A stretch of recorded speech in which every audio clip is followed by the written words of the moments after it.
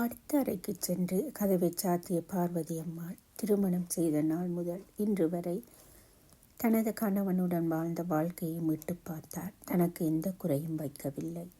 எல்லா விடயத்தையும் தன்னுடன் பகிர்ந்து கொள்வார். ஆனால் ஏன் அந்த விடயத்தை மறைத்தார்? அவர் சொன்னது போல் பெரிய விடயமாக எடுத்துக்கொள்ளவில்லையா?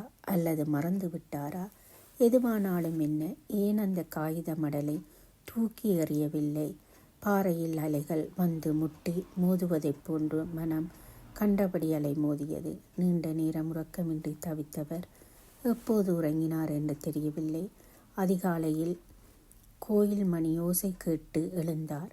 காலை கடன்களை முடித்து கொண்டு கமகமக்க கோப்பி தயாரித்து அறந்த போனவருக்கு கணவனின் ஞாபகம் வர மெதுவாகச் சென்று அவர் அரைக்கதவை திறந்தார். கட்டிலில் படுத்திருந்தார் சிவம். நெஞ்சில் அவர்களது திருமண புகைப்படம். கதவு சத்தம் கேட்டு விழித்தவர் சொறி என்று சொல்லி எழுந்திருக்க முயற்சி செய்யும் போது மயங்கி விழுந்து விட்டார். பார்வதி அம்மா விரைந்து சென்று அவரை எழுப்ப முயற்சி செய்தார். முடியவில்லை. பக்கத்து வீட்டு கதவுகளை தட்டினார். யாரும் திறக்கவில்லை.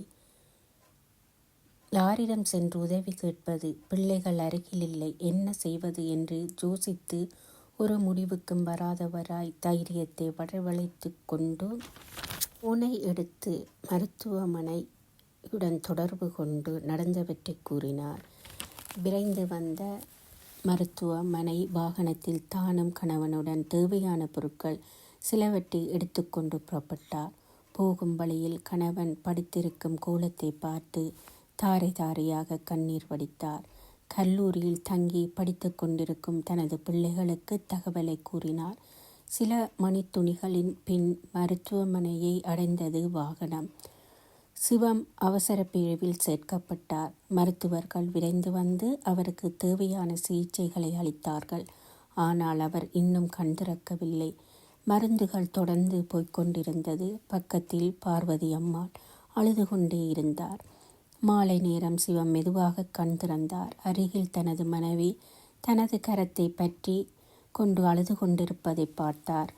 அவர் கரம் மீது தனது கரத்தை வைத்தார். அது தான் செய்த தவறுக்கு மன்னிப்பு கேட்பதை போன்றிருந்தது.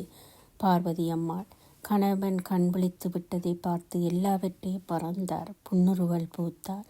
இவ்வாறான தண்டனை தனக்கு இனி வேண்டாம் என்று கூறினார். எப்போதோ நடந்து முற்றுப்புள்ளி வைக்கப்பட்ட ஒரு விடயத்திற்காக தனது கணவன் மீது கோபித்த பார்வதி அம்மாளின் செயல் சிறுபிள்ளைத்தனமாக இருந்தது. தன்னால் தான் தனது கணவனுடைய உடல்நிலை பாதிக்கப்பட்டது என்பதை உணர்ந்து கவலையடைந்தார். சிவத்தின் கரத்தை இறுக பற்றி கொண்டே, இதுபோன்று என்னை ஒருபோதும் கவலைப்பட வைக்க வேண்டாம், அதை என்னால் தாங்க முடியாது என்று கூறி கணவனை இரக்கமாக பார்த்தாள் அந்த அன்பு வடிவான பார்வதி அம்மாள்.